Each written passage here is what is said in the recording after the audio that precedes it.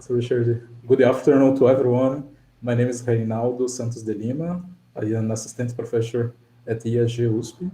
I'd like first to thank everyone present in Google Meet and YouTube for participating of this first seminar of our cycle of 2021. And today we have the big pleasure of having Professor Florence Durret from Institut d'Astrophysique de Paris, Sorbonne Université. Professor Florence, muito obrigado por aceitar esse convite. And Professor Gastão is going to talk us a little more about Professor Florence before the seminar starts. And from this moment, I will ask those present here in Google Meet to please turn off the microphones and cameras. And if anyone has some question, please indicate in the chat or raise the hand in Google Meet, and they will be asked after the presentation. So please, Gastão. Thank you, Reinaldo. It's a great pleasure for me to present Florence. I know for quite a long time now, since the time I was doing my thesis in Paris, and actually, and Florence, we've been working for decades now on the subject of galaxy clusters, mainly on the X-ray observation of galaxy clusters. But Florence, she has well, she makes science and life, and she did her thesis on AGN at the I think Observatory of Meudon, if I'm not wrong, or perhaps at the IAP. And then she started working with both topics, AGNs, spectroscopy, and galaxy clusters and X-ray observations. And well, and she has published a lot of important papers on that, and participated in books, and has a very strong presence in this domain. But Florence also has other interests, and I remember almost 10 years ago, I think, perhaps she's still with an association that was Women in Science in France. And if I remember correctly, she was during some time president of that association that dealt with the presence of women in the hard science, in astronomy, physics, and things like that, and which is a very important work. And also, I had the pleasure to listen to Florence playing the piano quite a few times, which it's very pleasant. And last but not least, she speaks a little bit of Portuguese. Perhaps if someone wants to ask something in Portuguese at the end of the talk, she can answer. And Florence was in Brazil quite a number of times since the time that we were at Água Funda, near the zoo. And well, now we can't have her here physically, but we hope perhaps in a few months she'll be able to come back to Brazil again to visit us. So thank you, Florence, for being here and starting our series of seminars. And well, you have the word.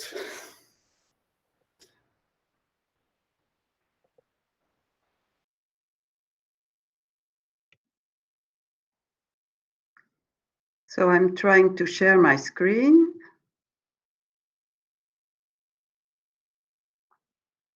Just takes a little time.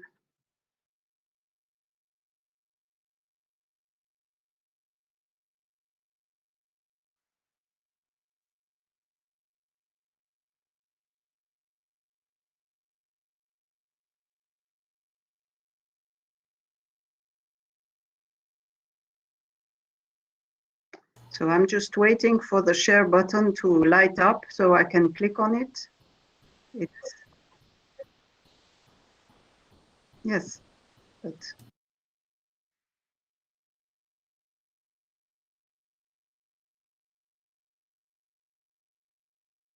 No.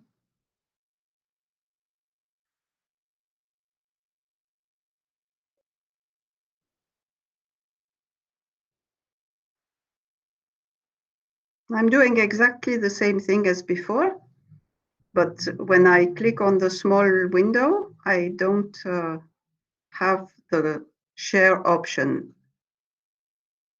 It's not starting.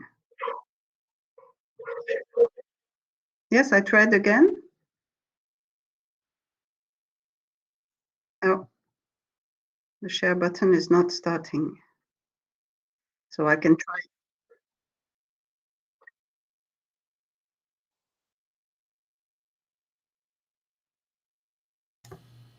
I try a third time, and if it doesn't work, I will do that.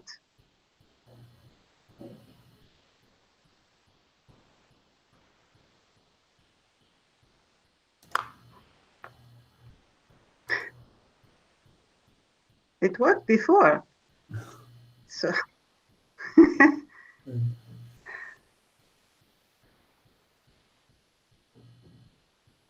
so I will try to disconnect and connect again. Right. Yeah. Is it better to use Chromium? Chrome, isn't it? Okay.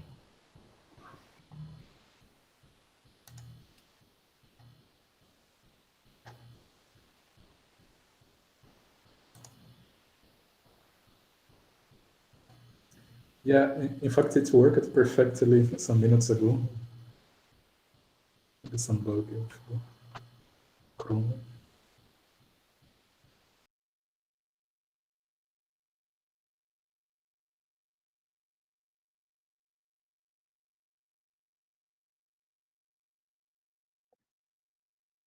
Okay. Here, well, I hadn't muted it. It muted alone. So okay, I'm trying to share again.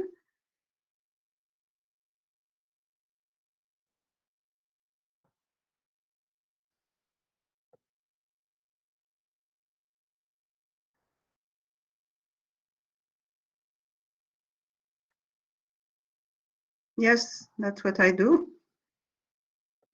That's what I did.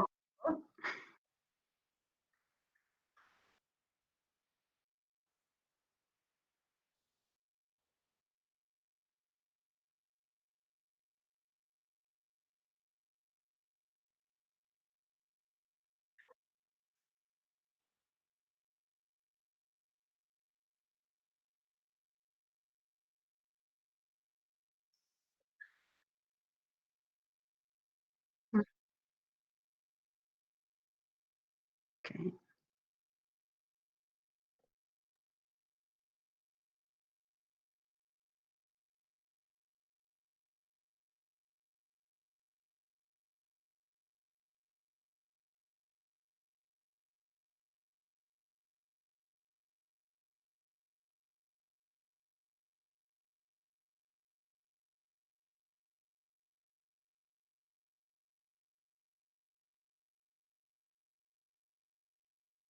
Okay, I'm back.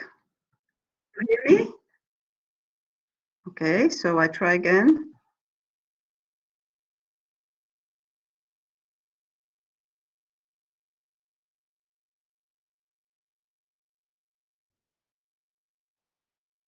Okay, now I have it. Maybe I wasn't clicking on the right place.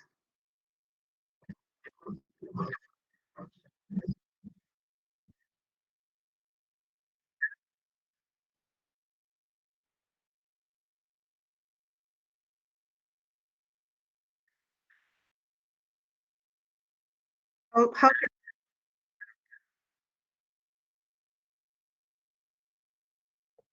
There. And you showed me the laser. Okay, so I think we are ready. I'm sorry for the delay. Maybe I didn't click exactly on the pop-up window in the right place, but I think we are all set now. So let's hope for the best. Okay, so today I'm going to talk about clusters because that's my main interest since 20 years, maybe more. As Gustavo said, I started with AGN, but then I moved to clusters. So I'll start from large scale to smaller scale, that is galaxy scale. And these are all the people that are involved in the work that I will present. So on the left, you have students who did their internships with me, Anna Sebron, Johan Tariq, Halim Ashkar, and Simon Chiche. Then on the right, there are PhD students who did part of their thesis with me, Loïc Guénou, Nicolas Martinet, Florian Saron first, Amael Elien, and now Aline Chu.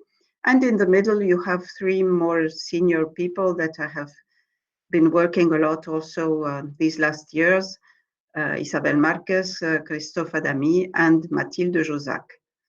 So I will start by talking about clusters in the cosmic web. That is our search for filaments and extensions around clusters and what we can do on filaments. Then I will go down to the cluster scale with intracluster light. And finally, at the galaxy scale, I will talk about brightest cluster galaxies and jellyfish galaxies. So if we consider large-scale structure around clusters, this is well known, of course, that these are results of n-body numerical simulations that show that there are cosmic filaments formed between high redshift and now, which is now is z equals 0, when the universe is about 13.6 giga-years old, and there are matter is concentrated in filaments, and at the intersection of filaments you have clusters. So we try to detect filaments and or at least extensions around clusters in clusters for which we had very large images, because you need, of course, to have a background around the cluster so that you can determine how many sigma you are above the background. So our first search was for 30 clusters from 2 surveys, the Daft-Fada survey that we worked on with Loïc Guénou and Christophe Adami mainly in the 2010s, and that were based on CFHT, Canada, France, Hawaii Telescope megacam data, or also some with the Subaru SuPrimeCam data. So the idea is just briefly to select galaxies which are likely to be at the cluster redshift, which are located along the red sequence. That is, in a color magnitude diagram, you can select galaxies that are more or less all the same age and that belong, therefore, to the cluster. Compute galaxy density maps with an adaptive kernel technique that was initially developed by Ugo Capellato, whom you probably all know. Then estimate the background around the cluster in the density map and compute significance levels that start 3 sigma above the background. So this gives maps that look like this. This is a rather complicated one, but I'm going to explain it a little bit because I'll come back to this cluster later. This is one of my favorite clusters, so I will call it MAX 0717. It is at a redshift of 0.55. And so here you have the image, which is the density map of red sequence galaxies. The green contours are the contours, the significance levels above the background, starting at 3 sigma and separated by 1 sigma. And then you have the main cluster, which is here, which is A. This circle is 1 megaparsec in radius. Then you have filament B here, which is like an extension of the cluster. And then you have filament C, where we tried also to detect intracluster light. And we also searched for properties of the galaxies in the filament. And then you have white points, which are all the galaxies with a measured redshift. Those are not really interesting, but the interesting ones are the pink points, the small pink points, which are all galaxies that are at the cluster redshift. So this means that the density map could be more extended because you have a lot of galaxies here in pink that really belong to the cluster. And so this cluster has an extension here shown by the two yellow ellipses, which are really just to guide the eye at the 3 sigma detection level. So there is a first ellipse that is 6 megaparsecs long, and then filament C, which is 3.2 megaparsecs in height. So this is much larger than a normal cluster. The nice thing is that we also extracted weak lensing maps, and we find a nice agreement between the density map, which is here drawn, the contours are drawn in green, and the weak lensing contours, which are drawn in blue, light blue. And you see that you really detect the cluster here, and the part which is part B. We don't really detect filament C. They're both at the same scale. We don't detect filament C because it's too weak. We only detect part of it here, and we don't know if it's really the same thing. And there are other clusters with large extensions. This one I will talk about afterwards because it's a cluster that we observed later to search for emission line galaxies, which is this ellipse is 8.6 megaparsecs in length. And this one is also 8.6. It's completely a different structure. And in both cases, the symbols have the same meaning. So there are a number of clusters with large extensions. This one is nice because it's at a high redshift, 0.8. This means that you can still make density maps at such a relatively high redshift. And this shows that the cluster is clearly a double cluster, and also that we find the same agreement with the weak lensing contours.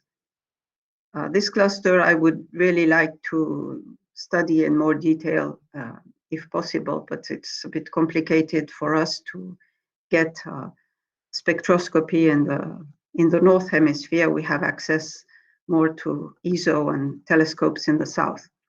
So altogether, we found at least 12 out of 30 clusters that showed an elongation notably larger than a cluster size, and reaching up to 9 megaparsecs. And as I showed you, an agreement between the galaxy density maps and the weak lensing maps, and in some cases also the X-ray maps. Now I will turn to filaments because that's what we were looking for. So there are filaments known between clusters, in pairs of clusters. This is a pair of cluster Abell 222-223, for which Dietrich found here a filament that joined the two clusters. It's a cluster that we studied in 2010 with Tatiana Lagana, who may be around. And we studied it also in X-rays. We hadn't made galaxy density maps at that time, but I made one recently. And from the density map, you can clearly see also that there are two clusters. This is Abell 223. It is the brightest one, and it's probably, you can see a double cluster. You also sort of see it here. And this is Abell 222, which is not relaxed at all, since it also has a funny shape. And we could also say this from the X-ray maps that we derived, in particular the temperature map for the X-ray gas, but I'm not going to show it here. What is interesting also in clusters, in filaments between clusters, is that there seem to be more emission line galaxies in the filament. This is a very old work that we had done with mainly Dario Fada. Between the two clusters, Abell 1763 and Abell 1770, you can see that there is there are one or two, even two filaments, and all the black points are emission line galaxies. So there is an excess of star formation in the galaxies belonging to the filament. We also detect this in CL0016. I showed you the density map a few minutes ago, and we observed this cluster with an instrument, a recent instrument from CFHT that is called CTEL. This instrument has a field of 11 by 11 arc-minutes. So we mapped a main part of the cluster. This is the main cluster, and we mapped it with several exposures. And all the blue points are emission line galaxies. So we really have shown that there are emission line galaxies far from the cluster, and only one that is close to the cluster center, but otherwise we have emission line galaxies detected in outside the cluster. And this was also the case in Abell 85, where we had detected many years ago in a ROSAT image, we had detected here a filament, this time detected in X-rays. And when we observed it with a narrowband H-alpha filter, we found that emission line galaxies, which are plotted here in blue, are mainly concentrated also in the filament. This is the region that we covered with the H-alpha filter, and we detect H-alpha emission in galaxies along the filament. Of course, the numbers of galaxies are still quite small, but everything seems to say that there are more emission line galaxies in the filaments. And also something funny is that in Abell 85, these crosses show detections this time in H1, that is the 21 centimeter line of neutral hydrogen. And you can see that the whole rectangle was mapped, but all the galaxies with H1, that is, of course, spiral galaxies, are all located in the east part, in east half of Abell 85. And it's like the west part of Abell 85 has no H1 in the spiral galaxies. So the H1 has been stripped from the galaxies. So this could be explained by our X-ray observations, because if you look at numerical simulation, this is a hydrodynamical numerical simulation that was that we found in the literature. It was not computed to explain our observations, but you can see the merging of two clusters. There is a large cluster and a small one here, and you can see the emissivity, that is just the X-ray image, at 3 different redshifts. So here the small cluster is falling onto the large one. At redshift 0.09, it is, say, touching the main cluster, and at redshift 0, the small cluster has been swallowed by the large cluster. And if you now look at the 3 bottom panels, you see the gas temperature, so that this gas is the hot X-ray gas that is in the cluster. And you can see that here the temperature is more or less homogeneous. And as you go to the right, the temperature is rising. And at z equals 0, you see that the temperature is higher with very high temperature zones. These are patches of high temperature gas that are due to the merger coming from this side. And this looks pretty much like the temperature map that we had done with Gastaut and Bill Foreman with from XMM Newton images. And you can see we had these hot blobs of X-ray gas, and these can be naturally explained when you compare with this numerical simulation of a merging cluster. So there has probably been a cluster merging from the northwest, and this cluster has also probably with the possible shock that this cluster has produced in the main cluster, the galaxies located in the west half have been stripped from their own neutral hydrogen. And this is another example that I like, and it's made by my friends from Brazil. it's a cluster that I'm not going to talk about because I worked on it but years ago. But you can see the temperature map that we had done in a previous paper, and Machado and Limaneto made nice simulations to compare the observations with the model. This is the emissivity again. You can see that they look quite similar, and this is the temperature map that they that is observed, and this is the temperature map that they compute. And so from these nice comparisons, you can also extract the mass ratio between the two clusters, the main one and the small one, the Mach number. So I was talking about shocks. Here you have Mach equal 4, so that's a large shock.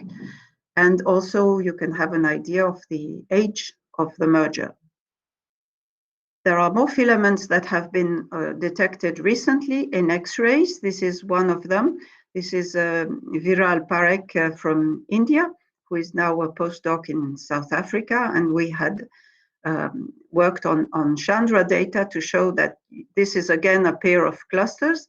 This is the main cluster. There is a small subcluster here, and there is a filament detected in X-rays that for which we would like to have also the optical counterpart. And this is a more recent observed filament also with also radio observations.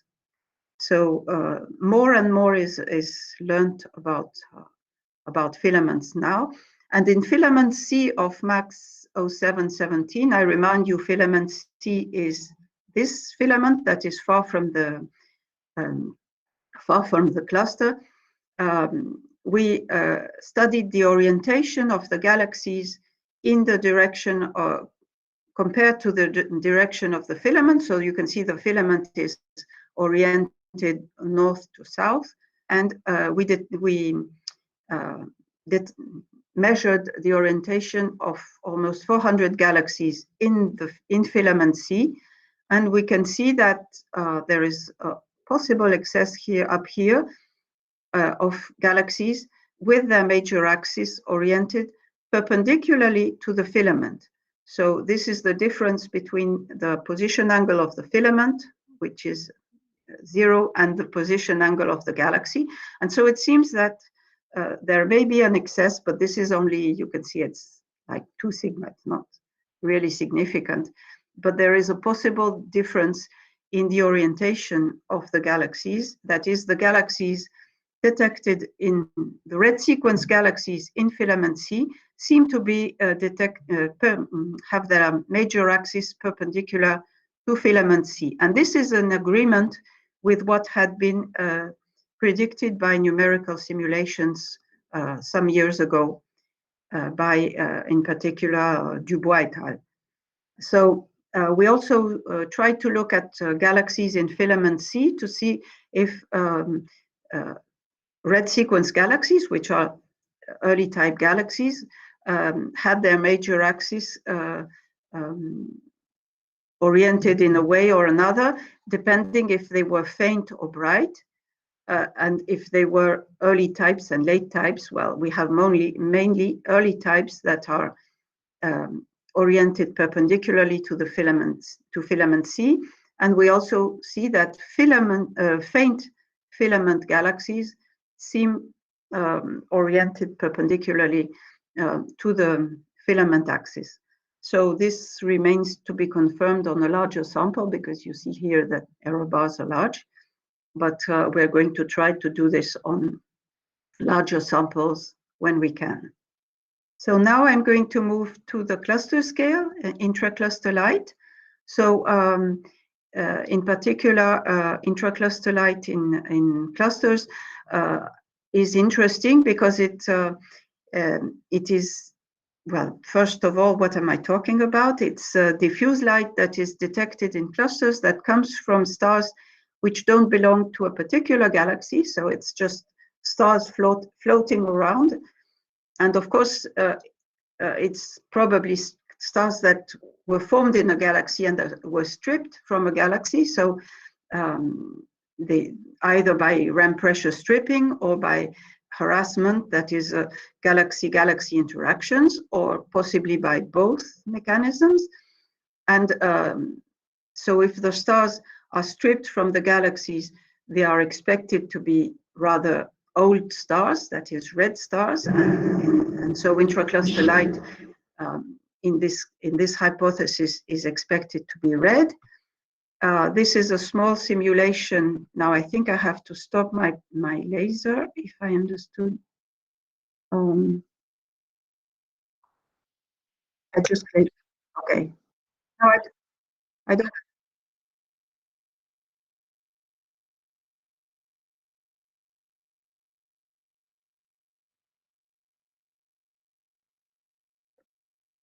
Okay, so this is a simulation of intracluster light. It's very quick, so maybe I'll show it again.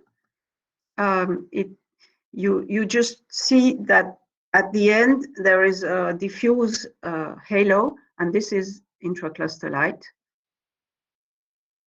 So you see that galaxies merge and stars are stripped, and at the end you get intracluster light. So this is what happens. You expect red intracluster light if stars are stripped. Now, if you have simulations, there are simulations that predict on the other side that intracluster light can also be due to complete destruction of spiral galaxies.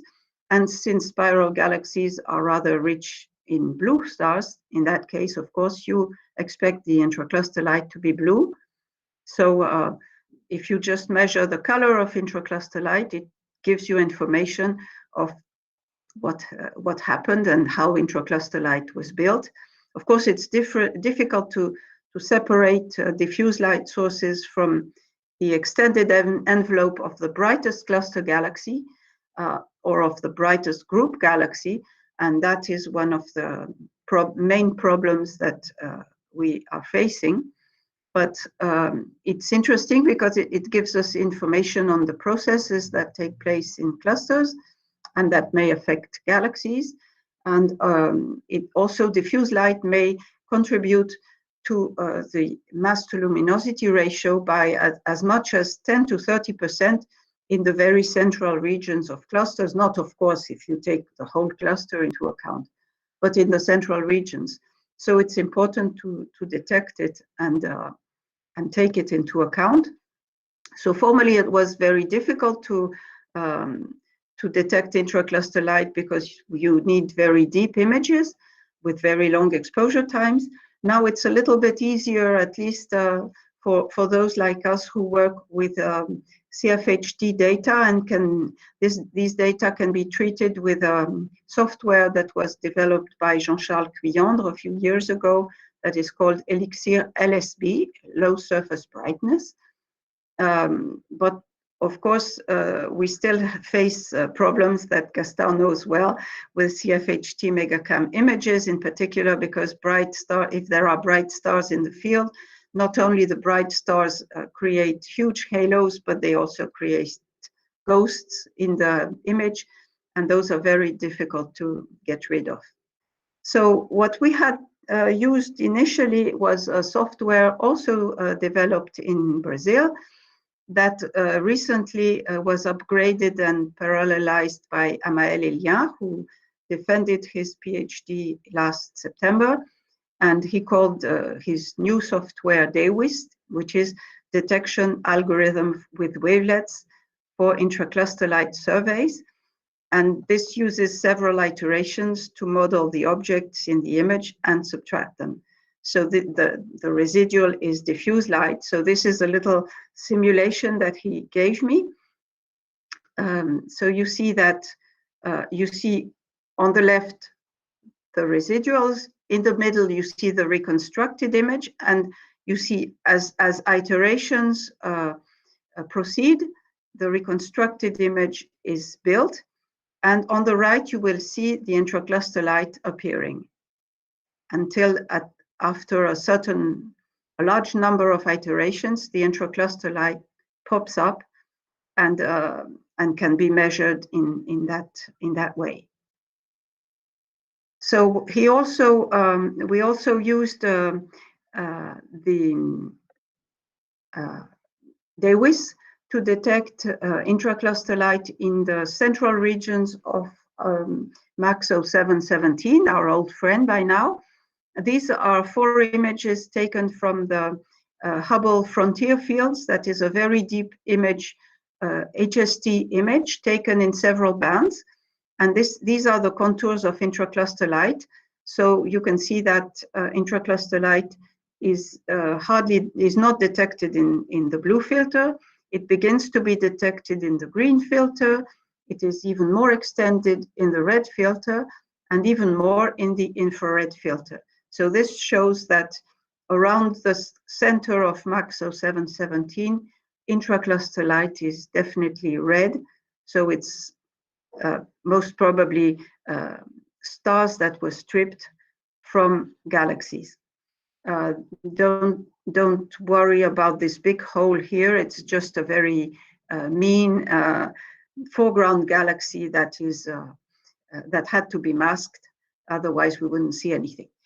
Unfortunately, we tried to detect intracluster light in filament C of MAXO 717, but we didn't detect anything. So what are we going to do on intracluster light in the coming months or years? I don't know. Well, first of all, we want to get into more information on what happens due to galaxy mergers, and also detect intracluster light in more distant clusters. Until now, no strong variation has been observed between the amount of intracluster light at redshift 0.8 and 0, in particular in a study that we did in the DAFT-FADA survey, but we'd like to confirm this on a larger number of more distant clusters. By distant, I mean redshift around 1. And we also want to analyze a very large sample of nearby clusters, which are being observed in a large survey. Well, the survey is not designed to detect clusters, but it's the other way around. It's a large survey that is called CFIS, which is a Canada-France imaging survey, which then got associated with UNION's survey and with PanSTARRS now, which is observations done with CFHT megacam in the U and R bands. This was supposed to be part of Amael Elian's thesis, but the data came too late. But he's presently working on these data, so we hope to have results in a few months. And we also want to search for intracluster light in cosmic web filaments, that such as those that were detected by Sarno et al., my previous PhD student, who detected filaments around clusters or between clusters, and measured the connectivity, which is the number of filaments reaching each cluster. But I'm not going to talk about that because I won't have time. And now I will switch to the last topic of my talk, which is individual galaxies and clusters. So first, I will talk about brightest cluster galaxies, and then about jellyfish galaxies. So brightest cluster galaxies is the topic of Aline Chu's PhD. She started in October of 2019, so she's more or less at the middle of her PhD, because PhDs in France are unfortunately only 3 years. And so the main goals are to characterize the emission of brightest cluster galaxies, to search for variations of morphological parameters with redshift, and to compare the preferential elongation of each BCG with that of the host cluster and of its surroundings. So we had started working on such data based on HST images in various filters. We had worked on 38 BCGs that also belonged to the DAFT-FADA and Flash surveys, and that covered the redshift range from 0.2 to 0.9. So this was the topic of a paper that we published in 2019. And now Aline has worked on 137 BCGs, and she went up to redshift 1.8, so much further away. So the method is the same. We get a 2D model for each galaxy with Galfit, which is a well-known software, public software, and we fit 1 or 2 Sersic laws. We start with 1, of course, and if one Sersic law doesn't give a satisfactory fit, then we add a second law, which usually one of the Sersic laws will model the inner component, and the outer component will be modeled by the second Sersic law. And we get from this the effective radius, RE, and the Sersic index, N. This also gives us as a byproduct the major axis, the position angle of the major axis of the BCG. And this allows us to compare with the cluster orientation at very large scale, at the cluster scale, that we obtained from density maps of red sequence galaxies, as I explained before. So we looked for a dependence of several quantities with redshift. Unfortunately, we were a little disappointed. This is the variation of the absolute magnitude with redshift. Well, clearly you don't see anything. There are different colors for one component and 2 components for the Sersic law, but well, there's just a bunch of points. You can't really find a trend. If you look now at the effective radius as a function of redshift, you sort of have the feeling that there is some kind of correlation. It is indeed confirmed by a statistical test. So there is a weak but significant correlation between effective radius and redshift, which in a way is normal because we know that BCGs are formed by the accretion of smaller galaxies into the main galaxy. So BCGs are expected to grow larger and larger as the redshift decreases, and that is what we see. So it's expected. We were just hoping that the scatter would not be as big. We also detect significant surface brightness variation with redshift. This is not as clear, I would say, from the data points. And finally, our BCGs also follow the Kormendy relation, that is the relation between the mean surface brightness and the effective radius. This relation has been found by Kormendy many years ago. I think it was 1977 for normal elliptical galaxies. And we also find it for BCGs, as was already found for BCGs also by et al. It was, I think, 2014. We had also detected it in our 2019 paper. But what is interesting is that with the new paper by Xu et al., we see that the slope remains of the Kormendy relation remains the same for all the BCGs, but you see that there is a displacement with redshift. So the red and pink ones are at low redshift, that is less than 0.3. Then the pink ones are between 0.3 and 0.5. And then you see that as the redshift increases, you still find you still detect the Kormendy relation, but it moves along with the same, more or less the same slope, but it moves along the direction with redshift. So you can see that this is a rather new result because until now there hasn't been such a large sample of BCGs at relatively high redshift to show this. But we don't really have a good explanation for this at the moment. Then I was saying that we are also interested in comparing the alignment, that is the position angle of the BCG with its cluster, because the BCG, as I said, gets bigger and bigger because it accretes galaxies, and it could be expected that galaxies, smaller galaxies, are accreted along the filaments into the cluster, the filaments that fall into the clusters. And so the BCG is expected to be elongated along the direction, the main axis, if you can call it an axis, but the main extension of the cluster, because galaxies are falling into the cluster along the filaments, and so the cluster is expected to be elongated along that direction. And if the galaxies reach the BCG at the center of the cluster, well, the BCG should also be elongated along the same position. This is an example that for a cluster that we saw before.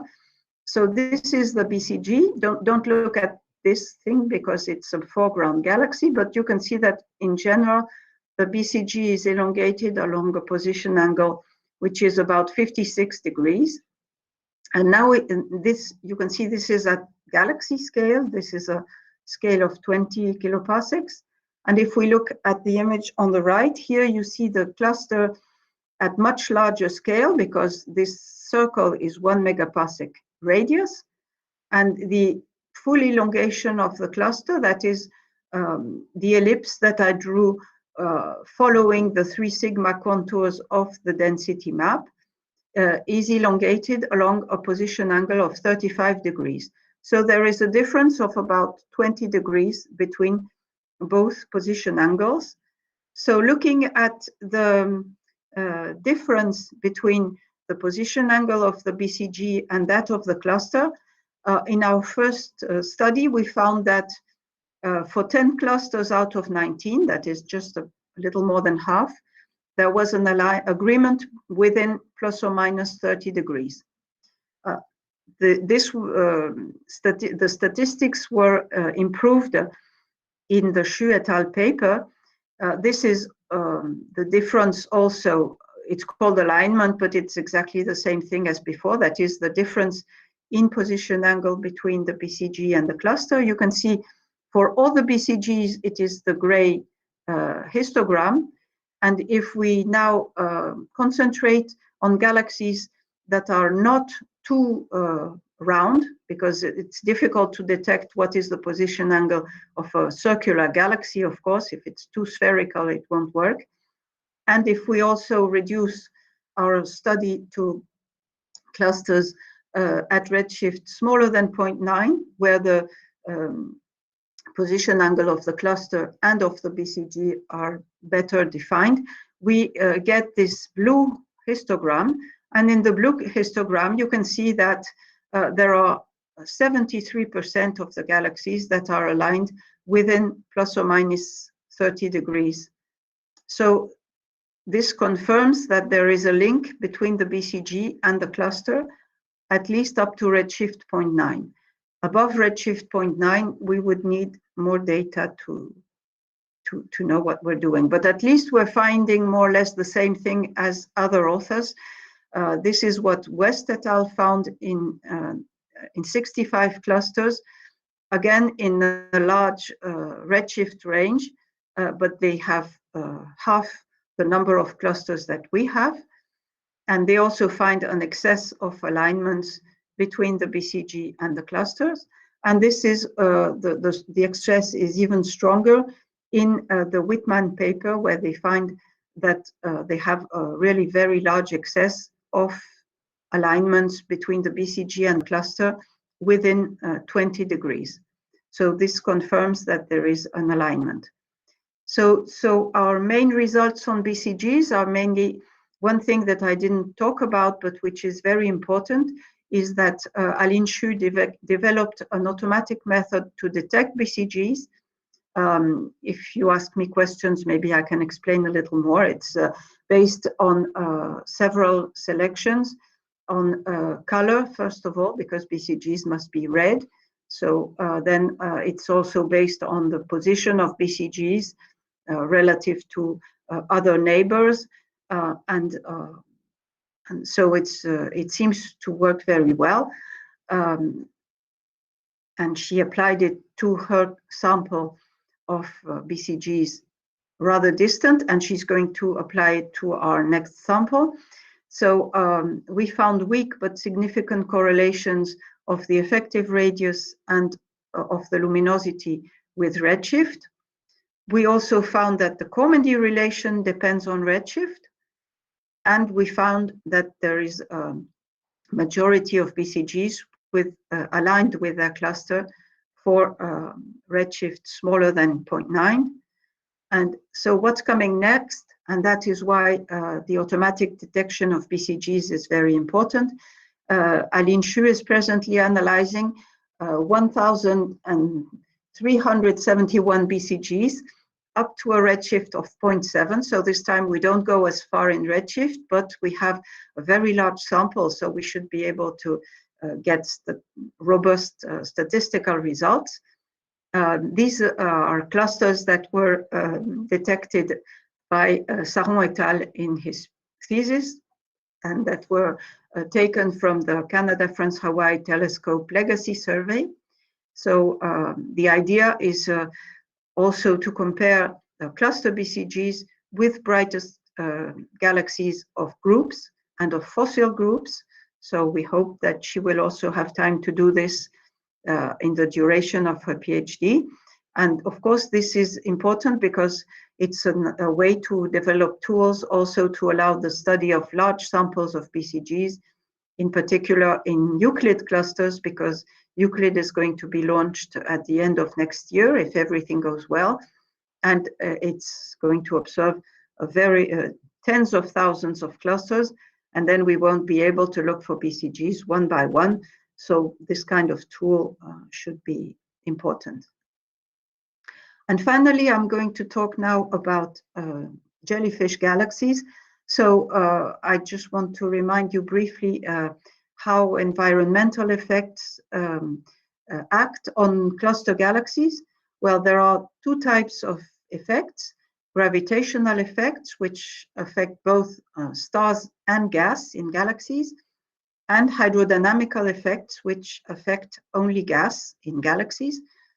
In particular, ramp pressure stripping, where the hot intracluster gas interacts with the cold gas of infalling galaxies, and this can have several effects. In particular, there can be compression along the leading edge of the disk. So we clearly see that the galaxy that is falling into a cluster has a very definite limit, and this is not usually the case in galaxies that are just floating in the cluster. There can be a boost in star formation during the peak stripping phase, the main stripping phase, and then followed by quenching of star formation, because all the gas has been used to, the galaxy gas has been used to form stars, so the galaxy has no gas left. There can be the formation of tails of gas in the wake of the galaxy, condensation of star-forming knots in the tails, and this can lead, of course, to asymmetric morphologies. So jellyfish galaxies, from what I found, were first named by Becky based on hydrodynamical simulations, where he found very funny-looking galaxies. There have been a series of papers based on a survey called GASP, gas stripping phenomena in galaxies. These are papers by Poggianti and her team based on very large telescope news data, and they're very, very interesting. So our contribution is very modest compared to what they have been doing. And what we will look for is for extended tails. They can be seen, of course, in ionized gas, but you can also detect them in broadband filters, and that is what we have tried to do. So here you have 3 examples of some of the jellyfish galaxies that we discovered by looking at images. HST images. So we had 40 clusters also originating from the Daft-Fada and Clash surveys with HST data and with galaxy spectroscopic redshifts. Of course, the number of redshifts were very different from one cluster to the other. So I will give more information again on our friend MAXO 717, because for this cluster, we have a very large HST mosaic in 2 filters. So this allows us also to have magnitudes in 2 filters and to have colors. We have over 600 spectroscopic redshifts covering the mosaic. And we have an 8 magnitude optical and infrared catalog that also covers the mosaic. I should have written, it's a little confusing because I say in 2 filters and then I say in 8 filters. In fact, it's 8 filters covering the optical and infrared. So these 8 filters will be very useful because we will be able to make stellar population synthesis to analyze the stellar populations in the jellyfish galaxies that we detected.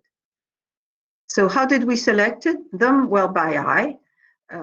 So we looked at all the galaxies with redshifts that were plus or minus 2 sigma of the cluster redshift, sigma being the velocity dispersion in the cluster. This was the internship of Simon Chiche in the spring of 2019. And then I continued the work and finally we finished, recently we finished a paper on this. So we selected by eye jellyfish galaxies and we classified them from 1 to 5 following the classification that was established by Ebling, Harald Ebling. J = 1 is not very likely, and 5 is really certain jellyfish candidates. So the 3 jellyfish candidates that I'm showing you here are all class 5, because you really see by eye that they are jellyfish galaxies and they can't be anything else. And we eliminated galaxies that had obvious gravitational interactions with a neighbor. So we just drew a circle of 50 kiloparsec in projection. And if there were any neighbors with matter between the jellyfish galaxy and the neighbor, we eliminated those galaxies as probably not jellyfish, because jellyfish galaxies are only ramp pressure stripped galaxies and not galaxies that have undergone gravitational interactions. So for MAXO 717, we took a larger velocity interval of plus or minus 4 sigma v, because it's a very large structure and we were afraid of losing high velocity galaxies that are crossing the cluster at very high velocity. And we detected 81 jellyfish galaxies. So here you have in red the redshift histogram for all the redshifts we have, and in green the histogram of the jellyfish galaxies. So there's no real difference between the two, or there's no difference. This is the density map again of MAXO 717. This time the yellow rectangle is the HST image mosaic, and the points are all the jellyfish galaxies with different colors depending on their class. So what we find is that they are mainly blue galaxies. If you plot here a color magnitude diagram, you can see that the jellyfish galaxies are all the blue points, and the red sequence for this cluster that we had defined some time before falls here, and there are only very few red jellyfish galaxies, which are probably dusty, but in a large majority they are blue objects. If we look at the distance to the cluster center, we find that if we look at all the jellyfish galaxies in red, they are distributed everywhere. If we look at only those that are the most probable jellyfish galaxies, that is J at least of 3, we find that they cover the entire region as well. So our referee was shocked because our referee thought that jellyfish galaxies were concentrated more in the central regions, but no, they're all over. In the other clusters, because I told you at the beginning we had 40 clusters. Well, we detected 97 jellyfish candidates in 22 other clusters between redshifts 0.2 and 0.9.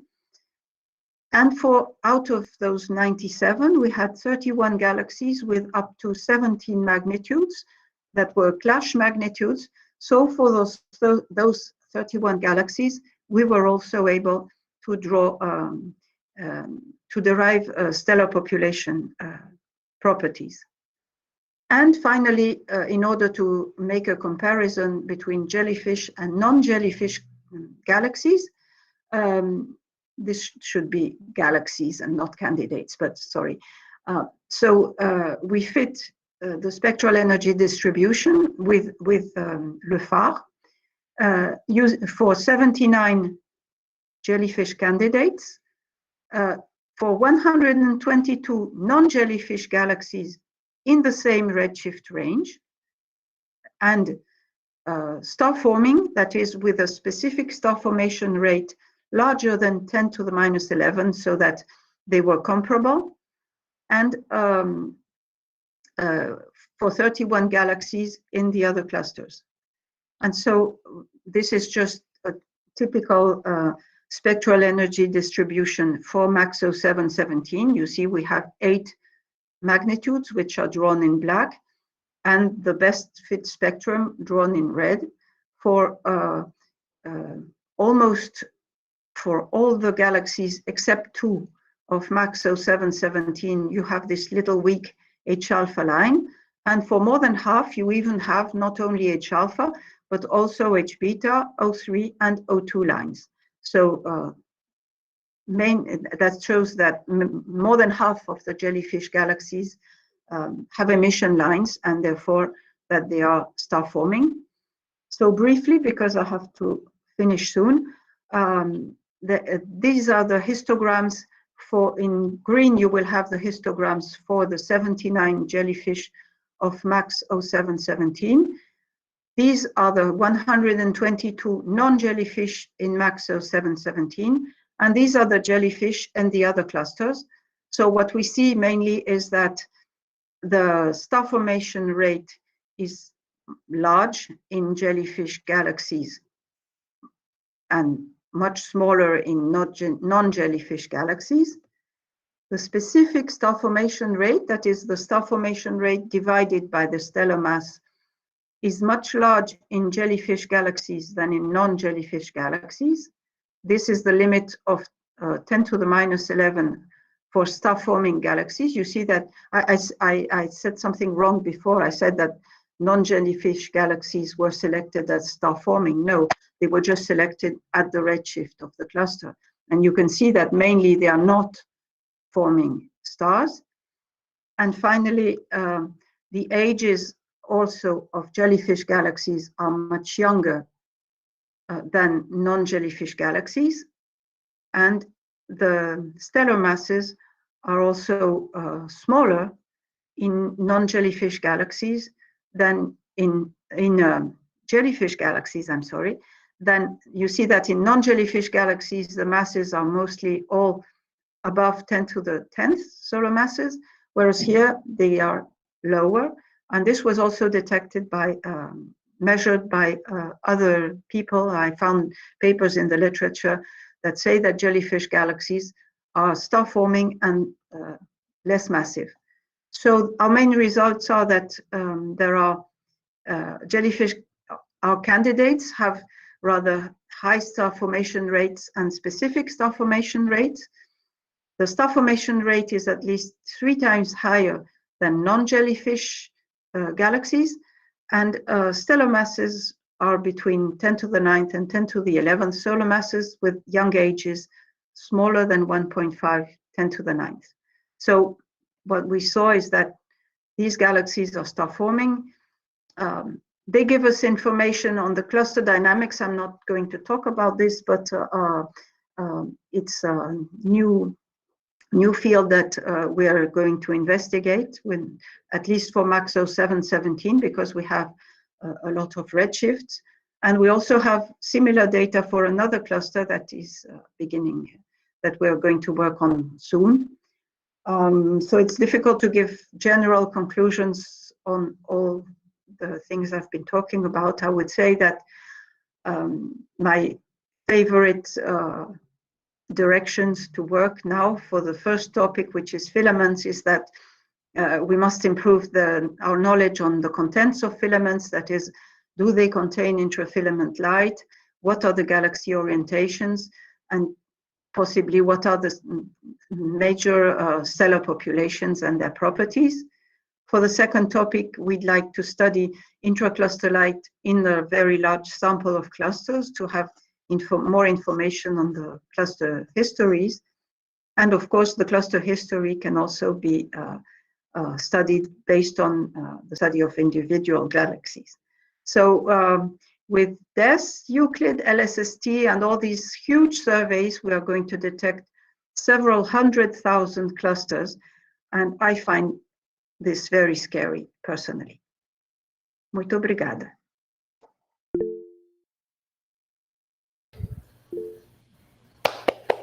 Thank you, Florence, for the very nice and interesting talk. So I have to stop the sharing. You can leave the slides there, because if you need for some of the questions. Okay, I thought I had to stop the sharing to talk to people.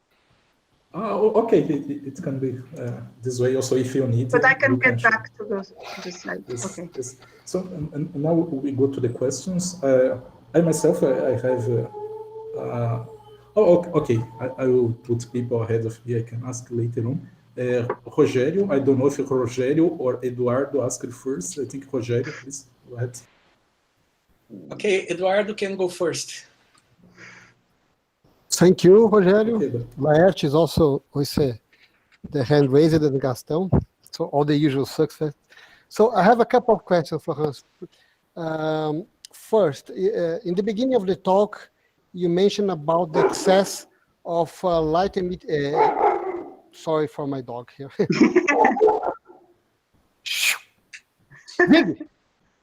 Light emitting galaxies in the filaments. Yes. So is that compared to other environments of the same density, or filaments are special? It's not an extension of some density morphology or density transformation relation? Well, we don't have many examples, but when we map fully, I think I should come back to the slides anyway. But if we look at now, let me go back. I have to get back to this. Yeah, I have to get back. Here.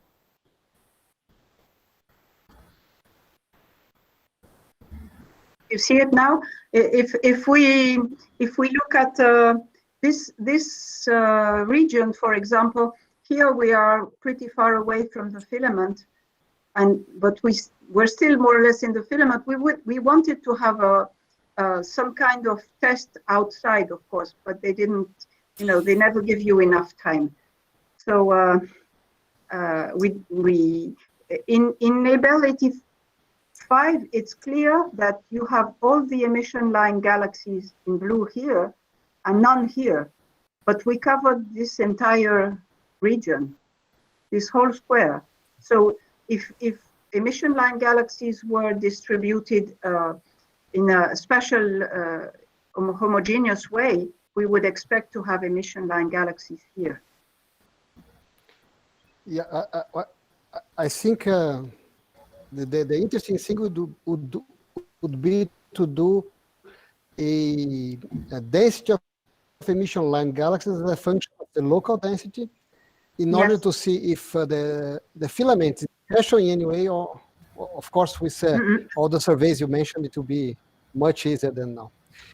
So second Yes. question has to do with the intracluster light, if you don't mind. So you mentioned that the red colors of the intracluster light. Yes. So how red is that? So does it mean that most of those stars have been stripped from elliptical galaxies? Yes.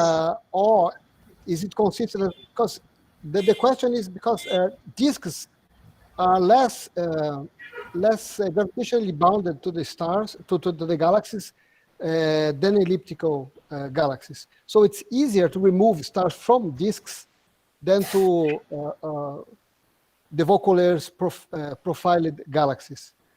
So how those things combine? I think it's they're not. I mean, when I mean they're red, it's just that they are kind of old middle stars. They are not star forming. So what I was meaning is just that you don't see star formation in intracluster light, but this doesn't mean that they were necessarily stripped from elliptical galaxies. They're just I would say normal middle-aged stars. Okay, thank you. Welcome. I think it's better to have the slides on even if I don't see you, because Right. just say your name. Yes, I see the order of the questions here. Next is Rogério, please. Yeah, hello, Rogério. Hi, I'm Florence. happy. How are you? Nice to meet you. In fact, it's been a long time since you spoke.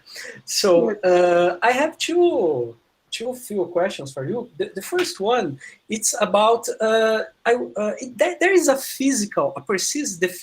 precise physical definition of what is a filament. I mean, usually I see a bridge connecting two clusters, and I say, oh, it's a filament. But is there any more physically based definition? This is my first question. The second one, I'm sorry, you can. Yeah, maybe it's better if I answer every question one at a time. Otherwise, I'll forget the first one. Okay. There's no definite, no clear definition, mathematical definition of a filament. What you usually see in the literature is that a filament is a structure that is thinner in two directions and much larger in the third direction. So then they call it a filament. But as I agree that it's not always clear, because as I showed the filament that I showed in between two clusters is not necessarily very thin. So we get back here. Yeah, you see, it's quite. I mean, we call it a filament. We could call it a bridge, because it's not very, very thin, and same here.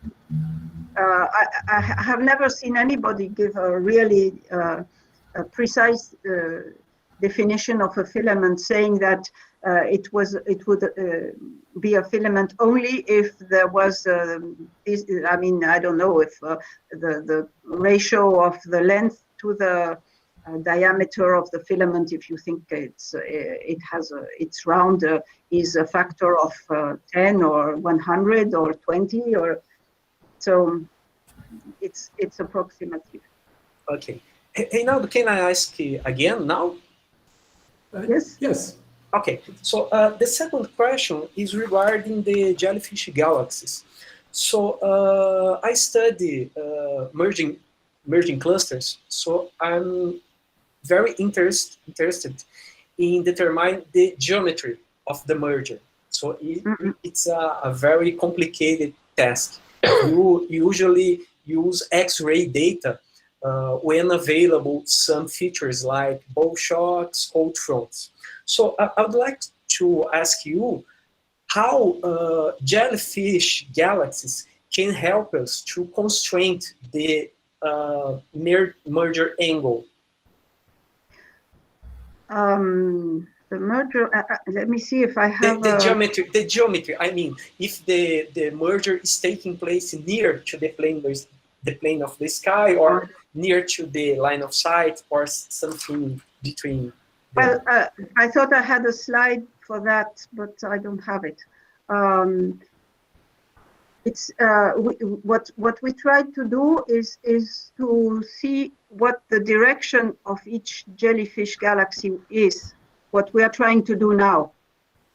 So it's, of course, it's difficult because we only have redshifts, and redshifts are along the line of sight. And what we want to get is, but we are comparing a plot where we have the velocity, the difference in velocity between the velocity that is measured for each galaxy and the average cluster velocity, divided by the velocity, the cluster velocity dispersion as a function of distance to the cluster center. And this gives an idea of which galaxies are falling into the cluster for the first time, and which galaxies are what some people call backsplash, which are galaxies that are falling, that have crossed the cluster and are leaving the cluster, or at least have crossed already the cluster. But I don't know in more detail what can be done. I'm just beginning to do this. Okay. Thank you very much, Florence. See you. Welcome. Okay, now please, Laerte. Nice talk, Florence. I have many questions, but I will refrain myself. The first one regards also filaments. We talk a lot about galaxy preprocessing groups that are a preferential way to galaxies to evolve. What could be said about preprocessing filaments? I don't really know, but from what I read, it seems that in fact galaxies are not isolated in filaments, but they are in groups. Now, are they falling one by one onto clusters, or are groups falling onto clusters? I think you have both. But from the data that we have, we don't. I can't really answer that. I suspected that this is related to Eduardo's previous question, because, you know, consider two similar groups, one inside a filament and the other outside. What would be the effect on the galaxy, on the stellar population of the galaxies? I suspect, according with a result that we got many years ago with Abell Mateus, that in the densest regions, I mean, in the filaments, galaxies in the same group of the same mass in different environments will have different stellar populations. Yes, I would expect it. Yeah.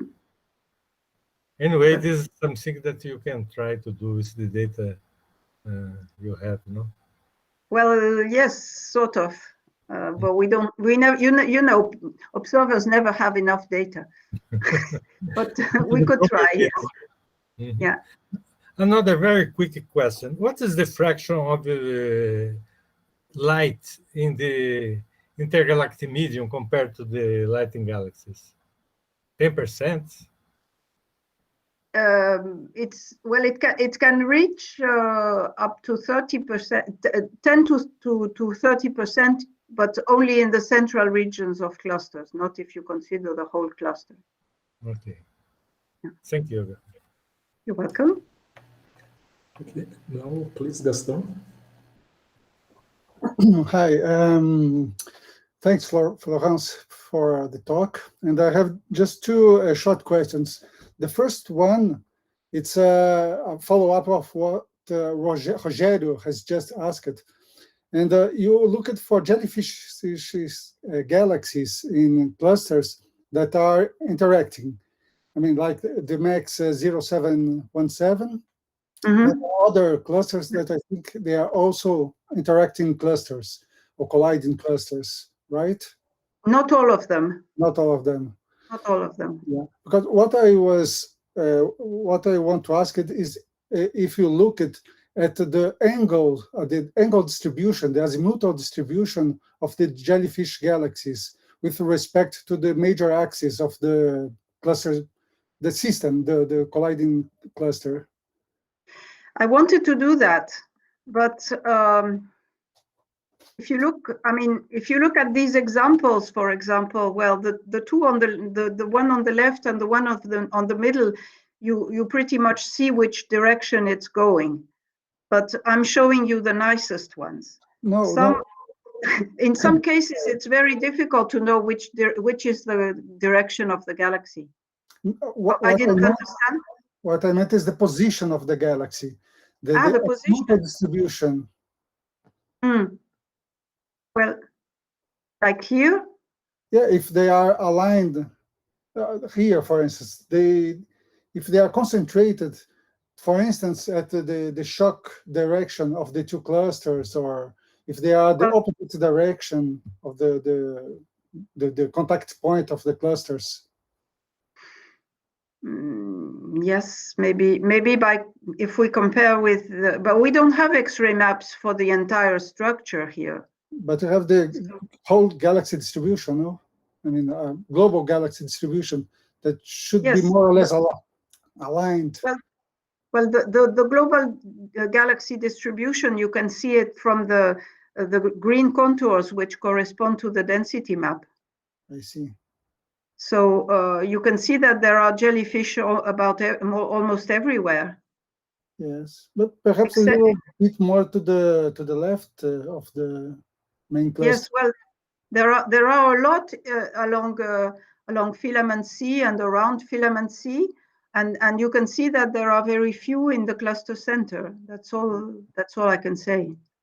Okay, I'm asking this because there's a work by Rafael Ruggiero that was a student of mine, and Rubens and some other people, that they detect an excess of jellyfish galaxies in the the interface between two clusters in the merging system. Sorry, go ahead.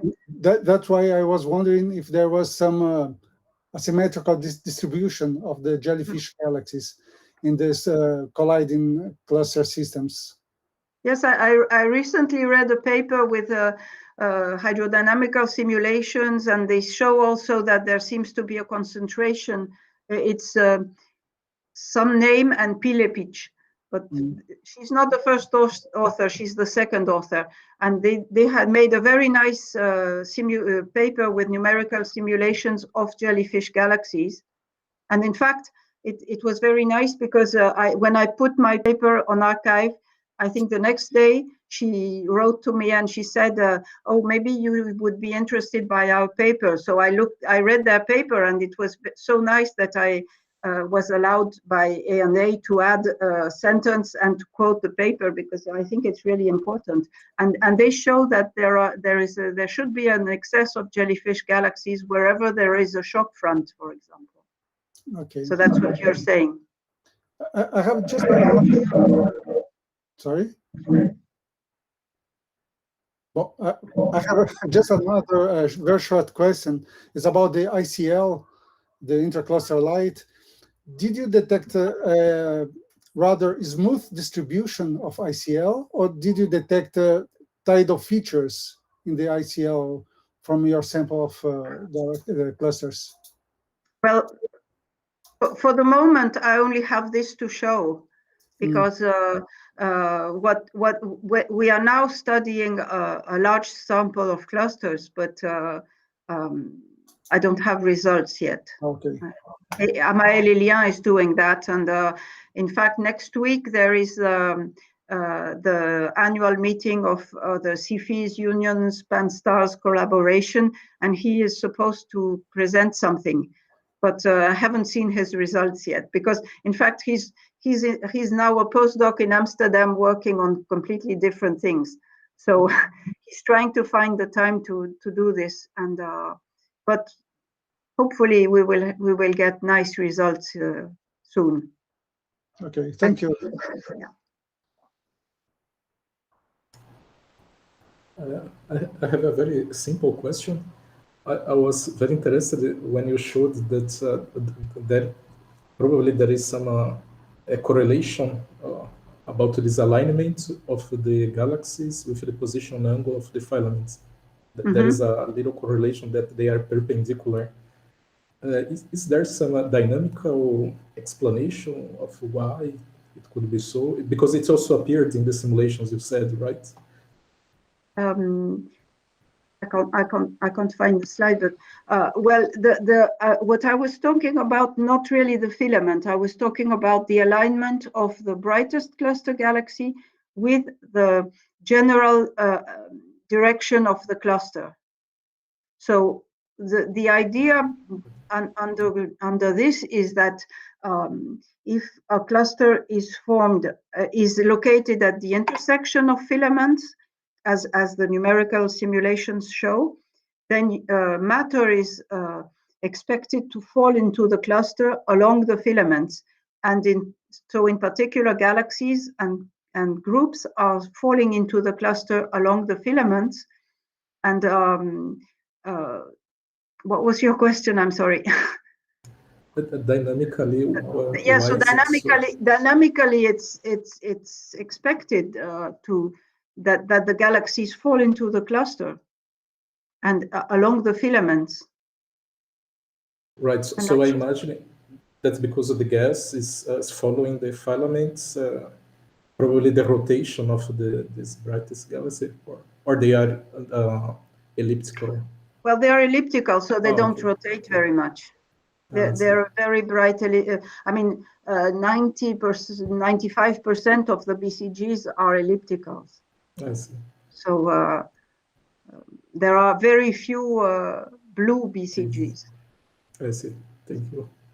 So the next question, Betty. Hi, Florence. Hello, Betty. Hello. A very interesting talk, with the very nice data. So I have a number of questions. With regard to filaments, the bridge-like that you identify mostly very old stars or old stars, meaning that the star formation rate is low.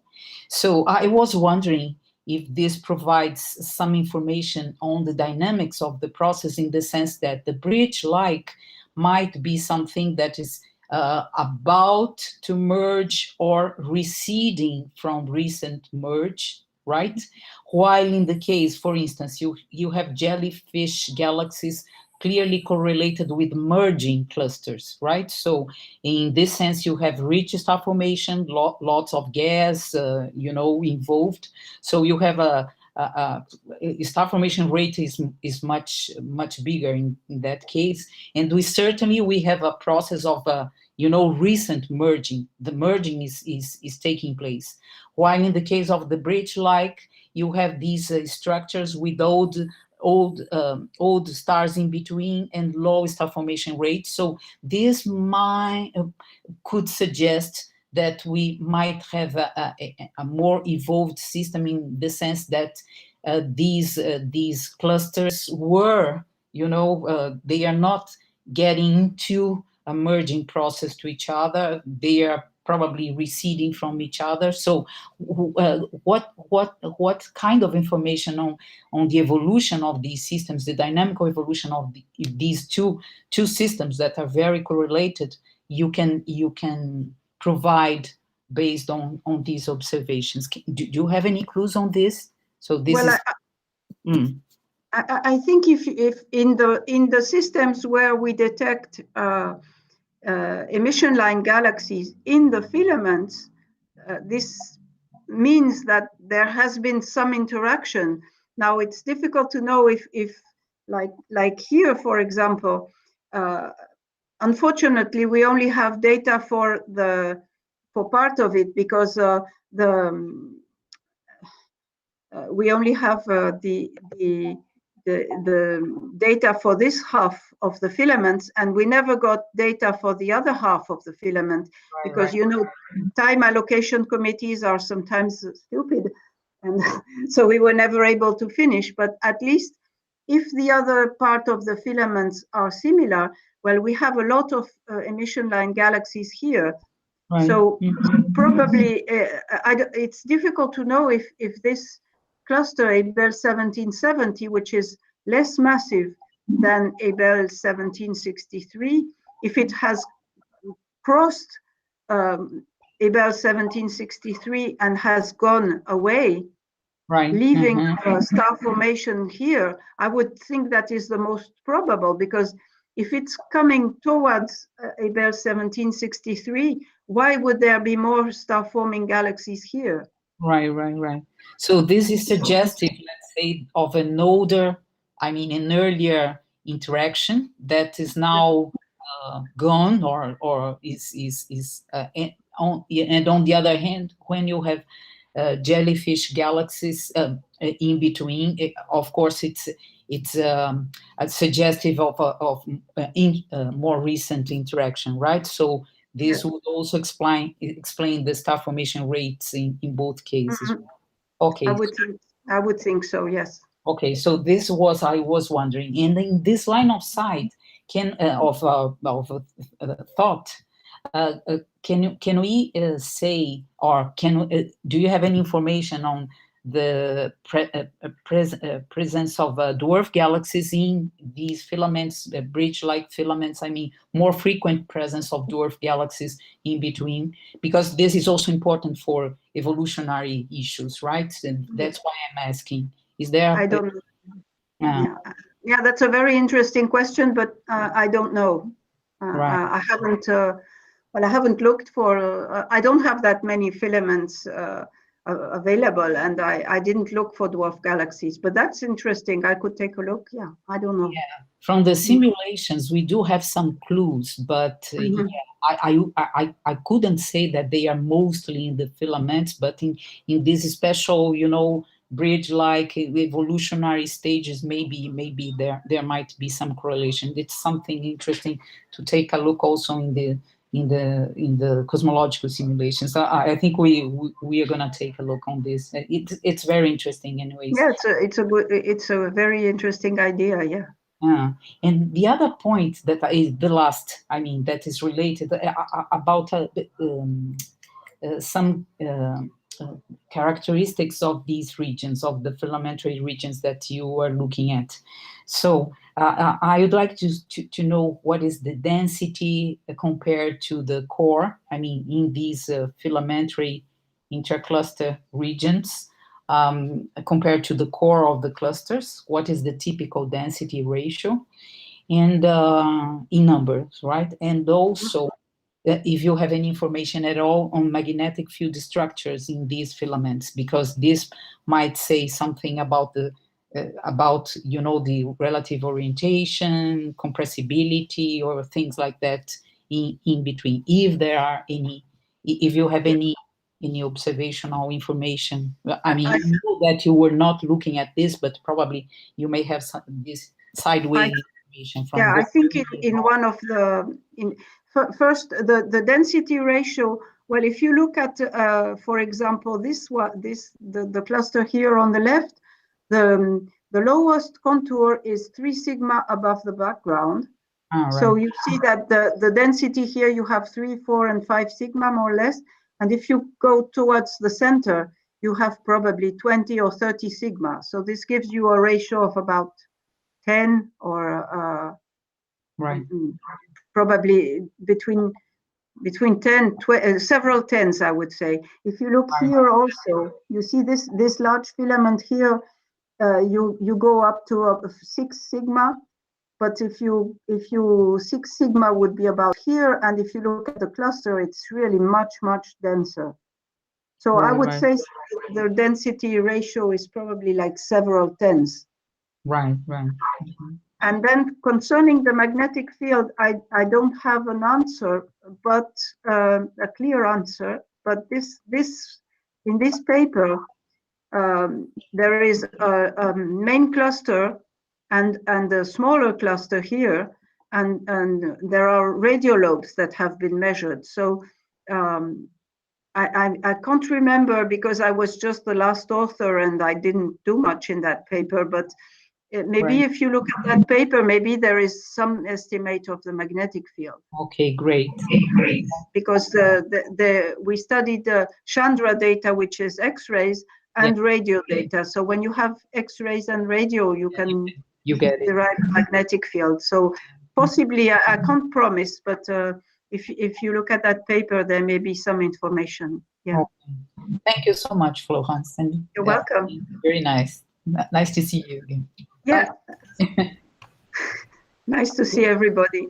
Florence, if you have some more minutes, we have a few more questions, but now we would close the broadcast in YouTube. Okay. And if you have some minutes more to continue to answer a few more questions yes, here of in course. Google Meet. Thank you very much. Thank you again for the talk. And Richard, please, we can finish the YouTube broadcast.